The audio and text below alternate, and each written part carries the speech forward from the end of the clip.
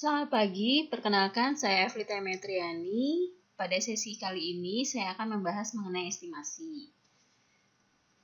Estimasi itu sendiri adalah nama lain dari perkiraan atau pendugaan. Di dalam statistik kita mengenal dua istilah, yaitu estimasi titik dan estimasi interval. Yang dimaksud dengan estimasi titik adalah estimasi yang menunjukkan satu nilai atau suatu titik nilai populasi atau parameter yang ditentukan oleh satu nilai. Misalnya kita menggunakan nilai rata-rata. Nah, nilai rata-rata inilah yang disebut dengan nilai estimasi titik. Oke. Kemudian ada juga istilah estimator. Estimator adalah nilai yang digunakan untuk menduga atau memperkirakan berapa nilai populasi. Karena di statistik itu kita menggunakan sampel.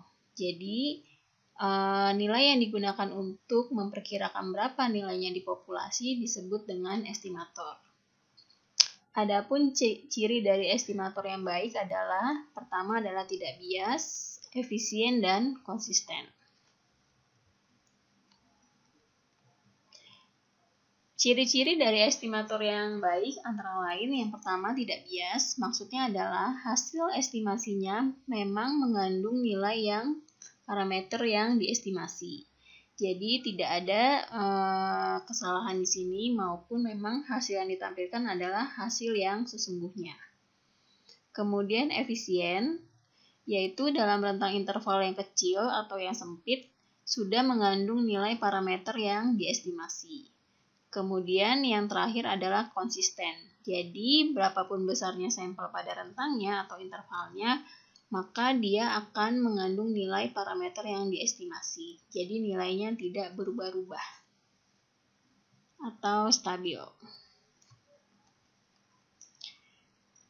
Contoh estimasi di sini bisa disimbolkan sebagai berikut. Ya, yang pertama adalah kita bisa menggunakan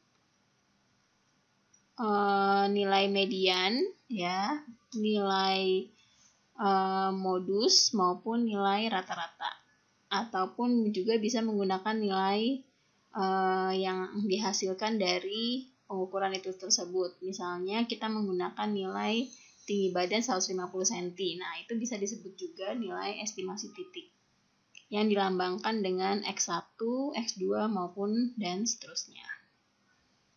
Nah, terkait dengan estimasi titik ini, kita perlu sepakati bersama bahwa nilai estimasi titik di populasi maupun di sampelnya itu memiliki simbol yang berbeda.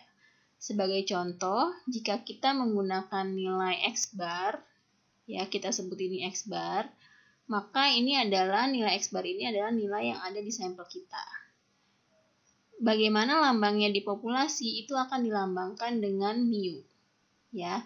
Jadi untuk membedakan nilai median maupun nilai rata-rata yang ada di populasinya, kita menggunakan simbol yang berbeda.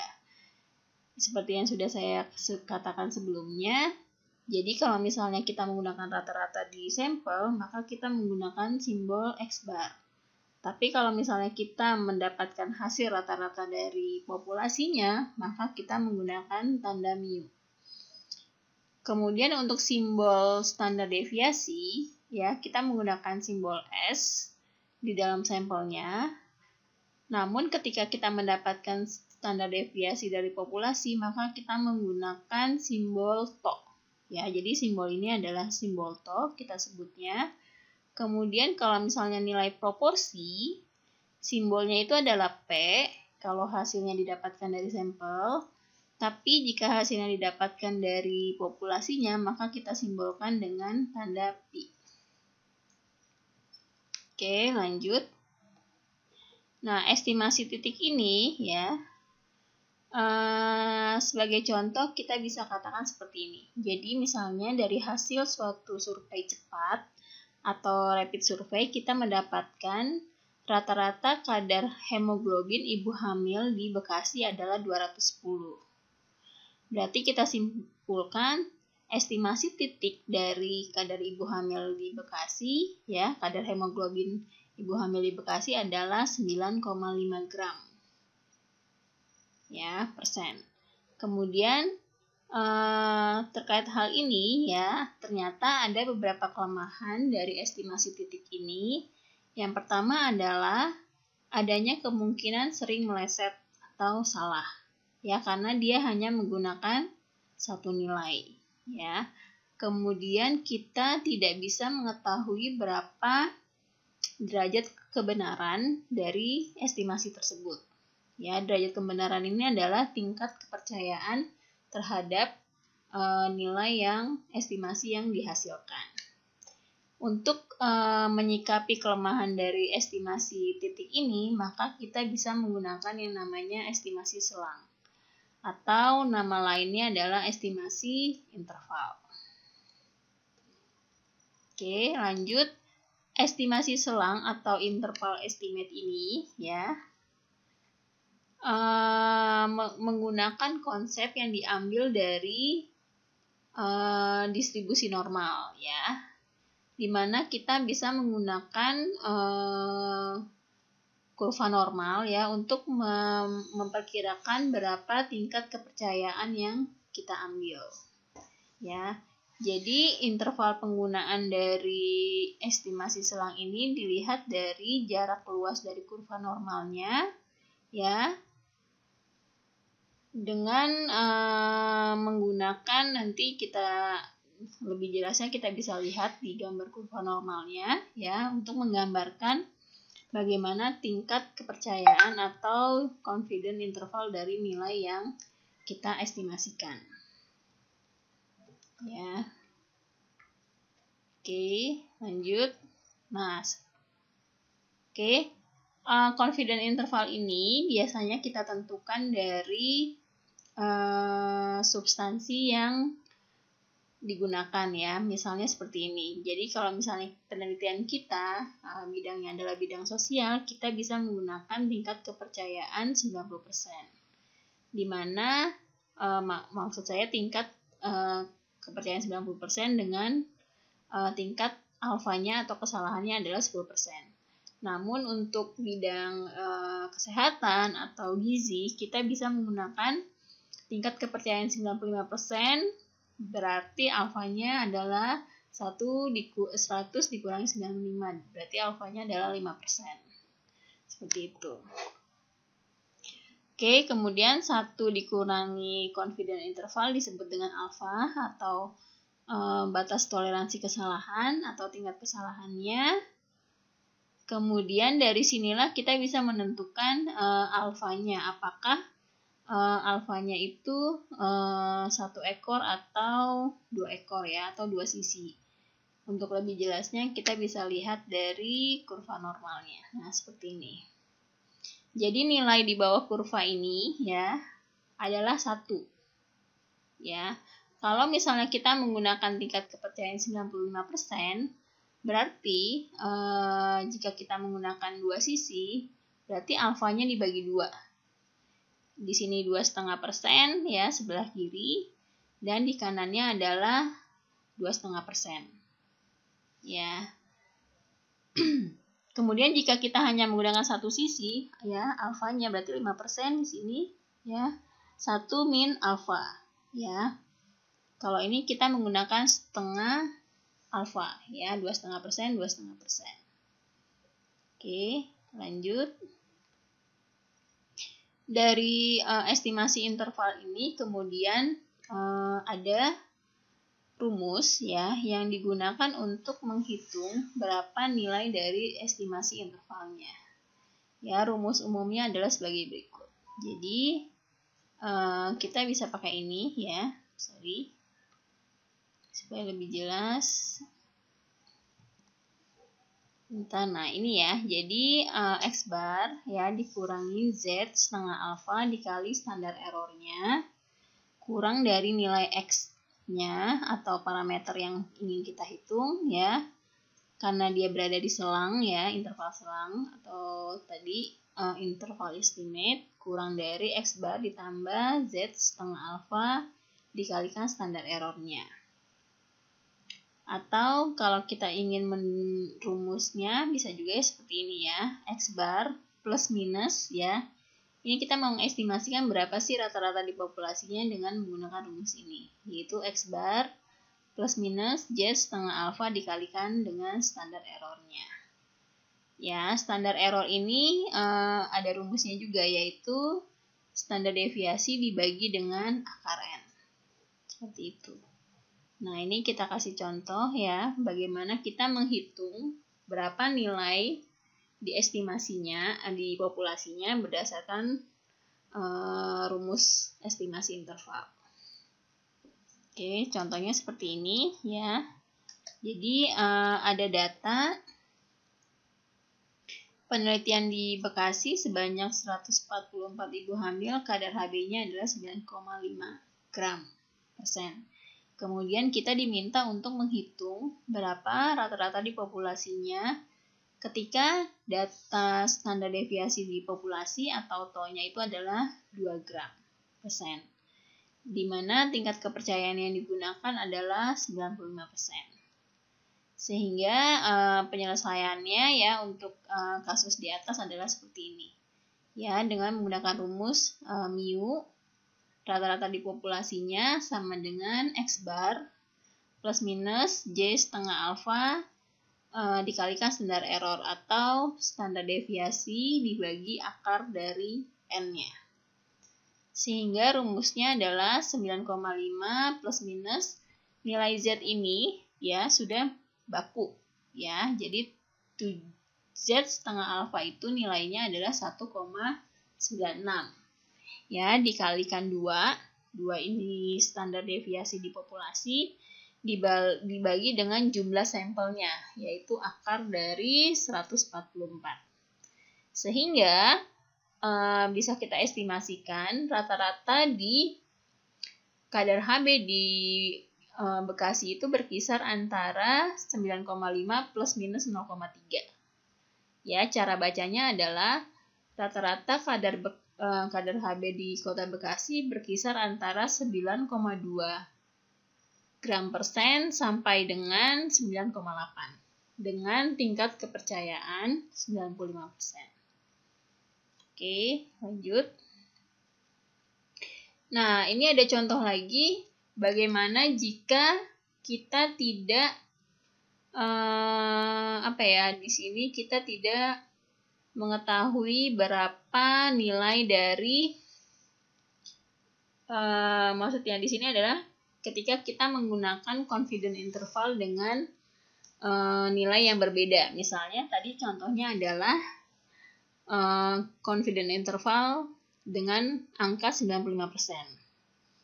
Bagaimana jika kita diminta menghitung ya jika confidence intervalnya itu adalah 90%.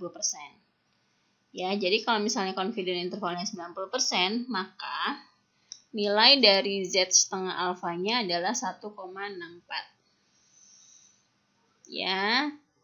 Sedangkan jika nilai confidence intervalnya adalah 99%, ya, maka nilai dari Z setengah alfanya adalah 2,58. Ya.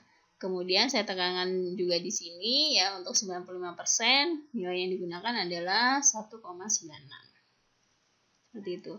Jadi dengan tingkat kepercayaan yang berbeda-beda itu juga akan mempengaruhi nilainya ya, karena confidence interval 90%, 95 dan 99% itu akan berbeda nilai Z-nya.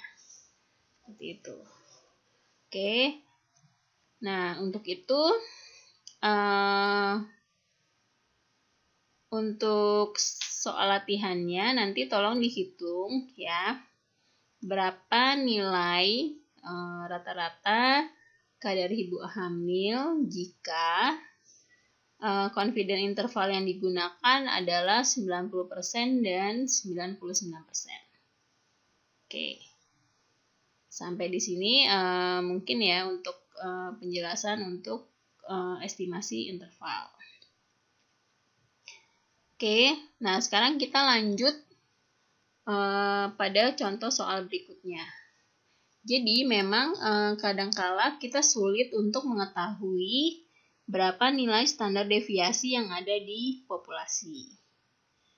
Nah, kenapa sulit? Karena memang kemungkinan ada sedikit sekali ya, mungkin ada beberapa penelitian yang bisa mendapatkan standar deviasi dari populasi, tapi kalau misalnya penelitian kita itu cukup spesifik, biasanya kita akan kesulitan mendapatkan berapa nilai standar deviasi, apalagi jika melibatkan populasi ya, karena mungkin kita memiliki beberapa keterbatasan, misalnya keterbatasan waktu, kemudian biaya, dan seterusnya.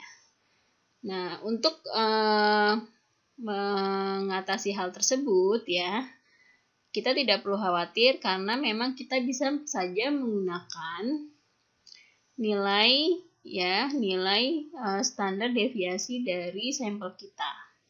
Jadi standar deviasi itu tidak harus didapatkan dari populasinya ya. Jadi kalau misalnya kita tidak bisa mengetahui berapa nilai standar deviasi populasinya atau varians dari populasinya, maka kita bisa menggunakan distribusi T. Jadi kita tidak menggunakan distribusi Z atau distribusi normal, tapi kita bisa menggunakan namanya distribusi T atau student ya. Penerapannya itu bagaimana? Yaitu rumusnya sama, hanya saja kita ganti dengan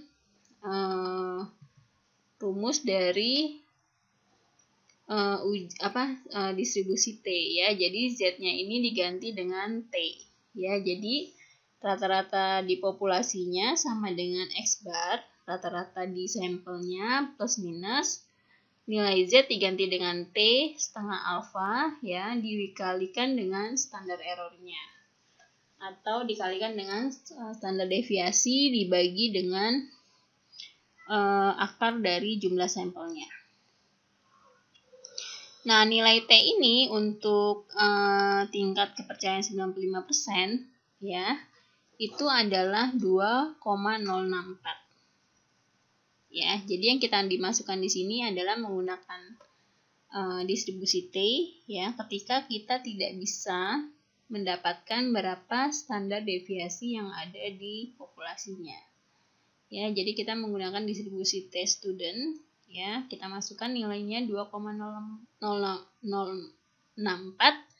dikalikan ya 50 dibagi akar 25 sehingga didapatkan hasil 210 plus minus 20,64. Sehingga untuk soal di atas ini ya, untuk penentuan kadar kolesterol pada penderita PJK dengan tingkat kepercayaan 95% ya, didapatkan hasil berkisar antara 189,36 sampai dengan 231,64 ya. Atau jika kita tuliskan, peneliti percaya bahwa kadar kolesterol di populasi ya dengan tingkat kepercayaan 95% berkisar antara 189,36 sampai dengan 231,64 gram per desiliter. Oke. Nah, kemudian ini juga ya tadi penegasan ya untuk kasus yang tadi ya, jika memang kita tidak bisa mengetahui standar deviasi dari populasi ya, kita bisa menggunakan standar deviasi dari sampel kita ya, yaitu dengan menggunakan tadi distribusi T. Oke. Kalau ini kan kasusnya adalah varian populasinya tidak diketahui. Kita bisa pakai distribusi T student ya.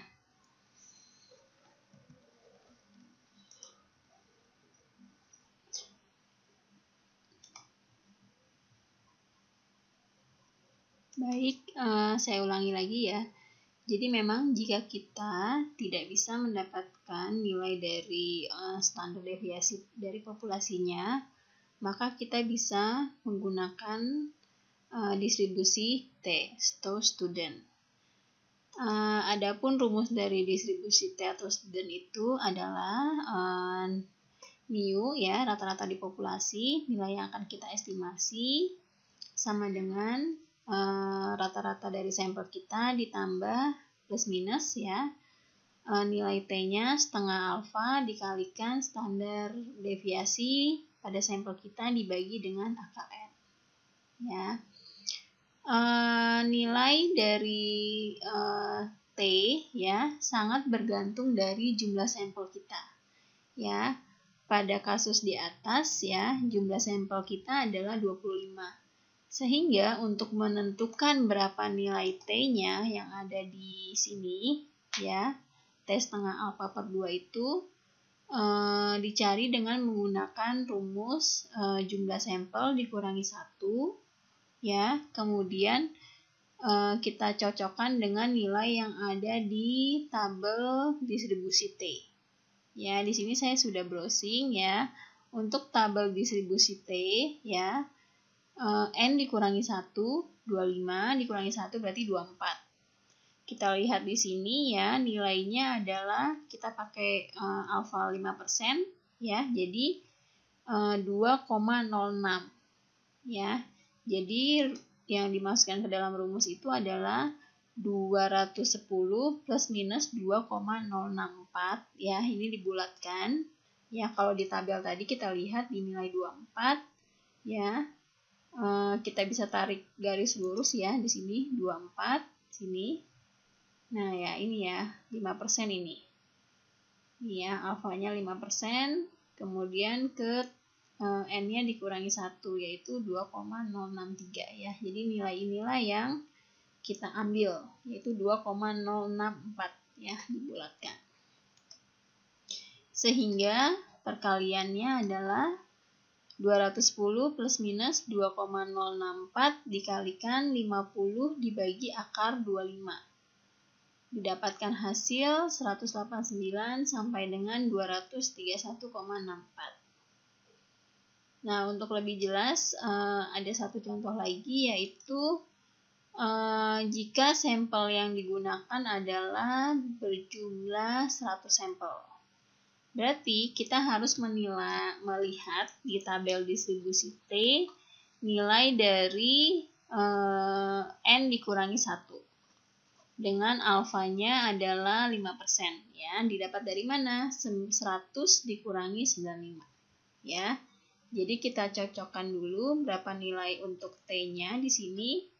Ya, untuk masukkan rumusnya 100 dikurangi 1 ya, berarti 99 sini. Kemudian alfanya adalah 0,05 yaitu jadi 1,98 ya. Nilai 1,98 inilah yang menjadi nilai T-nya. Oke, kita kembali lagi ke presentasinya, berarti nilai mu sama dengan 5,9 ya kan, jika plus minus 1,98 ya, N dikurangi 1 alfa 5% ya, didapatkan hasil dari tabel 1,98 dikalikan 1,5 dibagi 10 ya, hasilnya adalah 5,6 ya, nilai minimalnya maksimalnya 6,2 ya. Jadi kita bisa tuliskan di sini dengan tingkat kepercayaan 95% didapatkan hasil rata-rata asam uratnya ya di populasi lansia itu berkisar antara 5,6 sampai dengan 6,2. Oke. Kemudian bagaimana ya, contoh yang lainnya lagi adalah jika data yang kita dapatkan itu bentuknya bukan berupa angka ya, melainkan berupa proporsi atau persentase ya. Jadi kalau misalnya kita mendapatkan kondisi seperti itu, kita bisa menggunakan rumus yang berbeda di mana rata-ratanya didapatkan hasil dari N-nya berapa dikalikan dengan proporsinya, itulah yang menjadi X-bar-nya Ya, yang ini. Ini adalah X bar. Di mana simpangan bakunya adalah akar dari jumlah sampel dikalikan P-nya dikalikan Q-nya. Q ini dapat dari mana? Q ini adalah 1 dikurangi dari P-nya. Ya. Kemudian untuk rumus standar error, karena ini merupakan data proporsi atau data kategorik, maka rumusnya itu adalah standar error sama dengan akar dari P dikali Q dibagi dengan nilai N-nya. Ya. Kemudian dari situ kita bisa menentukan ya rumus estimasi proporsi, ya kita sebut demikian, di mana nilai dari proporsi di populasinya ya didapatkan dari persamaan ya T, ya nilai proporsi yang ada di populasi sama dengan nilai proporsi di sampel kita plus minus Z setengah alfa dikalikan SA. Kemudian dari nilai itu ya kita bisa dapatkan hasil P ya plus minus Z setengah alfa dikalikan P dikali Q dibagi N. Ya, karena ini data kategorik. Jadi nilai P proporsi P-nya dikalikan Q-nya atau 1 min P dibagi N. Sehingga kita bisa menghitung ya berapa misalnya nilai proporsi yang ada di populasi. Sebagai contoh, dilakukan pengambilan secara random ya 50 orang mahasiswa fakultas X. Kemudian didapatkan hasil ada 10 orang yang merupakan perokok. Untuk itu, hitunglah berapa ya proporsi perokok yang ada di populasinya. Di mana tingkat kepercayaan yang kita gunakan adalah 95%. Nah, P-nya itu adalah 10 per 50, sehingga didapatkan hasil 0,2. Dengan demikian, Q-nya adalah 1 min 0,2, yaitu 0,8. Dengan menggunakan rumus yang sudah dijelaskan sebelumnya, maka kita bisa masukkan proporsi di populasi sama dengan 0,2 plus minus 1,96 dikalikan akar dari 0,2 dikali 0,8 dibagi 50. Yaitu 0,2 plus minus 0,11. Ya, sehingga kita bisa estimasikan ya 95% perokok di populasi mahasiswa berkisar antara proporsinya yang merokok ya itu antara 9% sampai dengan 31%. Nah, ini contoh yang lain lagi untuk estimasi proporsi itu adalah misalnya gini. Jadi, berdasarkan data yang ada diketahui bahwa proporsi penderita kanker payudara adalah 0,04. Berarti nilai Q-nya adalah 1 dikurangi P, yaitu 0,96. Diketahui populasi dari sampelnya itu, maksud saya jumlah sampelnya itu adalah 10.000. Nah, untuk itu tolong diperkirakan berapa nilai proporsi penderita kanker payudara yang ada di populasinya, di mana tingkat kepercayaan yang kita gunakan adalah 95%. Ya, sehingga kita bisa tentukan di sini proporsi yang ada di populasi sama dengan 0,04 P-nya plus minus 0,0384. Ini didapat dari mana? Yaitu didapat dari ini ya 1,96 ya dikalikan dengan akar dari P dikali Q dibagi N-nya. Ya, jadi 0,04 dikalikan 0,96 dibagi dengan 10.000. Kemudian diakarin. Nah, hasilnya dapat seperti ini. Ya. Jangan lupa dikalikan dengan 1,96. Ya. Didapatkan hasil 0,04384. Ya. Kemudian setelah dihitung, dikalikan 100% sehingga diyakini bahwa 95% proporsi kanker payudara yang ada di populasi itu berkisar antara 3,6% sampai dengan 4,4%. Seperti itu.